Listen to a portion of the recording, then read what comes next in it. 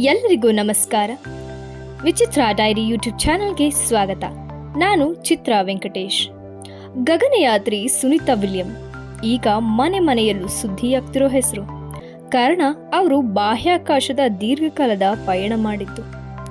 8 ದಿನಕ್ಕೆ ಅಂತ ISSಗೆ ಹೋಗಿದ್ದ ಅವರು ಬರೋಬ್ಬರಿ 286 ದಿನ ಅಂದರೆ 9 ತಿಂಗಳ ಬಾಹ್ಯಾಕಾಶದ ಜೀವನ ನೋಡಬೇಕಾಗಿ ಬಂತು.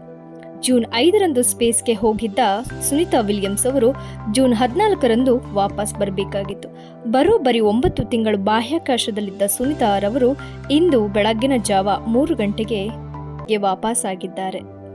ತಜ್ಞರ ವರದಿಯ ಪ್ರಕಾರ ಹೀಲಿಯಂ ಲೀಕೇಜಿಂದ ಮತ್ತು ಕೆಲವು ಟೆಕ್ನಿಕಲ್ ಇಶ್ಯೂಯಿಂದ ಅವರು ಅಲ್ಲಿಯೇ ಉಳಿಯಬೇಕಾಯಿತು.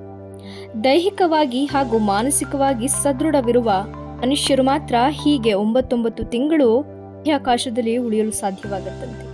ಅದು ತೂಕರಹಿತವಾದ ಗುರುತ್ವಾಕರ್ಷಣವೇ ಇಲ್ಲದ ಒಂದು ಸ್ಥಿತಿ. ಅಲ್ಲಿ ಕೂರಲು, ನಿಲ್ಲಲು, ಮಲಗಲು ಸಾಧ್ಯವಿಲ್ಲ. ಅವರು ಗಾಳಿಯಲ್ಲಿ ತೇಲ್ತಾ ಇರ್ತಾರೆ ಮತ್ತು ಅವರ ಎಲ್ಲ ಚಲನೆಗಳು ಕೈಯಿಂದ ನಡೀತಾ ಇರುತ್ತೆ. ಹೇಗೆ ಪಕ್ಷಿಗಳು ತಮ್ಮ ರೆಕ್ಕೆಯಿಂದ ತಮ್ಮ ಚಲನೆಯನ್ನ ನಡೆಸ್ತಾವೋ ಹಾಗೆ ಇವರು ಕೈಗಳಿಂದ ಬಲಕ್ಕೆ ಮತ್ತೆ ಎಡಕ್ಕೆ ಚಲಿಸಬೇಕಾಗತ್ತೆ. ಇದರಿಂದ ಅವರ ದೇಹದ ತೂಕ ಕಡಿಮೆ ಆಗ್ತಾ ಹೋಗುತ್ತೆ ಮತ್ತು ತಜ್ಞರು ಹೇಳುವ ಪ್ರಕಾರ ಅವರ ಎತ್ತರ ಭೂಮಿಗಿಂತ ಬಾಹ್ಯಾಕಾಶದಲ್ಲಿ ಹೆಚ್ಚಾಗಿರುತ್ತೆ ಮತ್ತು ಅವರು ಹಿಂತಿರುಗಿದ ನಂತರ ಅವರ ತೂಕದಲ್ಲಿ ವ್ಯತ್ಯಾಸ ಕಾಣುತ್ತೆ. ಹೃದಯದ ಸ್ನಾಯುಗಳು ಅತಿ ಹೆಚ್ಚು ಬಲಹೀನ ಆಗಿರುತ್ತೆ ಮತ್ತು ಮಗುವಿನ ಕಾಲಿನ ರೀತಿ ಅವರ ಹಿಮ್ಮಡಿಯ ಚರ್ಮ ಸವೆದು ಹೋಗಿರುತ್ತೆ. ಅವರು ಭೂಮಿಗೆ ಬಂದ ನಂತರ ನಡೆಯಲು ಸಾಧ್ಯವಾಗಿರುವುದಿಲ್ಲ. ಅಲ್ಲಿ ಕ್ಯಾಲ್ಸಿಯಂ ಡಿಫಿಷಿಯನ್ಸಿ ಆಗೋ ಕಾರಣ ಬೋನ್ ವೀಕ್ ಆಗ್ತಾ ಹೋಗುತ್ತೆ. ಮನುಷ್ಯನ ದೇಹ ಭೂಮಿಯ ಮೇಲೆ ವರ್ತಿಸುವ ರೀತಿ ಸ್ಪೇಸ್ನಲ್ಲಿ ವರ್ತಿಸಲು ಸಾಧ್ಯವಿಲ್ಲ. ಗುರುತ್ವಾಕರ್ಷಣದ ಬಲವಿಲ್ಲದೆ ದೇಹ ಜರ್ಜರಿತವಾಗುತ್ತೆ. ಇದೇ ಕಾರಣಕ್ಕಾಗಿ ಅವರು ತೆರಳಿರುವ ಸ್ಪೇಸ್ ಮಷಿನ್ಗಳಲ್ಲಿ ಎಕ್ಸಸೈಸ್ ಮಷಿನ್ಗಳನ್ನು ಅಳವಡಿಸಿರುತ್ತಾರೆ.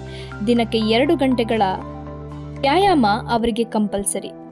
ಇಂತಿಷ್ಟೇ ಆಹಾರ, ಇಷ್ಟೇ ಪ್ರಮಾಣ ಅಂತ ಮುಂಚೆನೆ ಅವರಿಗೆ ಲಿಸ್ಟ್ ಮಾಡಿಕೊಡಲಾಗಿರುತ್ತೆ. ಅವರು ಕೆಲವೊಮ್ಮೆ ತಲೆ ಕೆಳಗಾಗಿ, ಇನ್ನೊಮ್ಮೆ ಮೇಲ್ಮುಖವಾಗಿ ಚಲಿಸಬೇಕಾಗತ್ತೆ.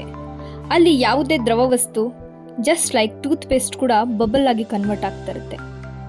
ಇಂತಹ ರೋಚಕ ಬದುಕು ನಮ್ಮ ಗಗನಯಾತ್ರಿಗಳದ್ದು. ಸುನೀತಾ ವಿಲಿಯಮ್ಸ್ ಅವರು ಬರೋಬ್ಬರಿ 8 ದಿನಕ್ಕೆ ಅಂತ ಹೋಗಿ 286 ದಿನ ಅಂದರೆ 9 ತಿಂಗಳು ಬಾಹ್ಯಾಕಾಶದಲ್ಲಿ ಉಳಿದುಕೊಳ್ಬೇಕಾಗತ್ತೆ.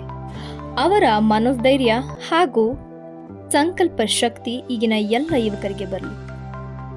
ಕೇಳುಗರೆ, ಸುನೀತಾ ವಿಲಿಯಮ್ಸ್ ಅವರ ಈ ಸಾಧನೆಗೆ ನಮ್ಮದೊಂದು ಸಲಾಂ.